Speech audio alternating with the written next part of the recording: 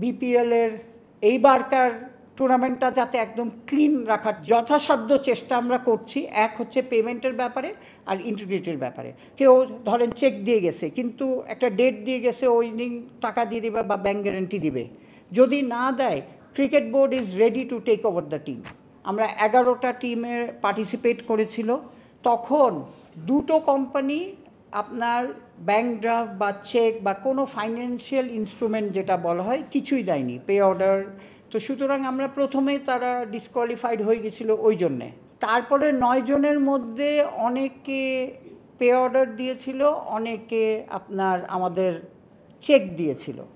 আমরাও তাদের টাইম দিয়েছিলাম যে আপনারা যদি এলিজিবিলিটি আসতে চান আপনি টাকা এই 2 কোটি টাকা দিতে হবে। আমরা এই ব্যাপারে আমরা কোনো চেঞ্জ আমরা অ্যাকসেপ্ট করব না। সো সেই ইয়েতে প্লাস আমরা যখন লোকাল এজেন্সিকে চেক করতে দিয়েছি কোম্পানির নামে, আমি জানেন আমাদের লোকাল এজেন্সি মানে আমাদের পুলিশ ফোর্সের লোকাল এজেন্সি যখন চেক করতে দিয়েছি, এবং আমরা আমাদের ইন্টিগ্রিটি ইউনিট অ্যান্ড আইসিসি থেকেও আমরা রিভিউ করে নিয়েছি। করার পরে এই 5 জনকে দেওয়া হয়েছিল, কারণ তখন এরা কেউ দেয়নি। তারপরে পরিপ্রেক্ষিতে আমরা কোয়াবের সাথে আমি নিজে বসেছিলাম, কথাটা বুঝছেন, কোয়াবের সাথে নিজে বসেছিলাম। তখন কোয়াবের প্রেসিডেন্ট অ্যান্ড যারা ভাইস প্রেসিডেন্টরা এসে এদের একটা রিকোয়েস্ট করেছিল যে দেখেন 6টা টিম হলে প্লেয়ার অ্যাটলিস্ট আরও 15-20টা player they can earn something from this league. So এইটার বেসিসেই আমাদের প্রেসিডেন্ট সাহেব এবং আমরা সবাই মিলে চিন্তা করছিলাম, কিন্তু আমাদের যে 10 কোটি টাকার যে রিকোয়ারমেন্টটা এটা ফুলফিল না করলে আমি তো কাউকে নিতে পারি না। তো সুতরাং আমরা 5 টিমে এগিয়ে যাচ্ছিলাম। এখন লাস্ট মোমেন্টে আমরা দেখলাম যে ঠিক আছে আবার একটা অপরচুনিটি, কারণ অনেকেই এখানে ঘোরাফেরা করছিল, মানে তারা অ্যাপ্রোচ করছিল আমরা নাও রেডি। সো আমরা একদম ক্লিয়ারলি 3 দিন আগে আমরা তাদের মেসেজ দিয়েছি, আবার ইমেল দেওয়া হয়েছে যে আপনারা যদি ইন্টারেস্ট হন আপনারা টাকা জমা দেন।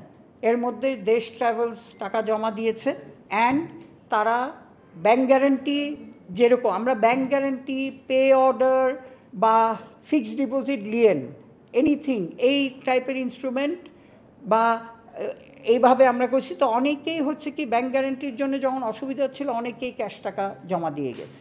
সো আমরা এই ফাইন্যান্সিয়াল ইনস্ট্রুমেন্ট ধরেই তাদের আমরা ইনক্লুড করেছি। 15টার থেকে 16টা প্লেয়ার বেশি খেলবে এই জন্যে, এই কনসিডারেশনে। প্লাস এটার সাথে আমাদের একটা সুবিধা আছে, 5টা টিমে যে ফিকচার করতে হয় তখন হয় কি এভরিডে 2টো করে খেলা দেওয়া যায় না। তো সেই জন্যে আমরা এই একটা টিম এক্সট্রা নিয়েছি। আর একটা কথা আমি জানিয়ে রাখতে চাই, টিমগুলিও যাতে জানেন, ক্রিকেট বোর্ড আর একটা ডিসিশন নিয়েছে। ধরেন আমরা ফাইন্যান্সিয়াল ইনস্ট্রুমেন্ট দিয়ে দিয়েছি, এরা যদি ফুলফিল না করে এই সেম আমরা একেবারে স্ট্রেট লাইন, কেউ ধরেন চেক দিয়ে গেছে কিন্তু একটা ডেট দিয়ে গেছে, উইনিং টাকা দিয়ে দিবে বা ব্যাংক গ্যারান্টি দিবে। যদি না দেয়, cricket board is ready to take over the team. কথাটা মানে if they do not fulfil, এবং আমরা যদি দেখি এনি ইররেগুলারিটি ইন ইন্টিগ্রিটি, তাহলে আমরা উই আর রেডি।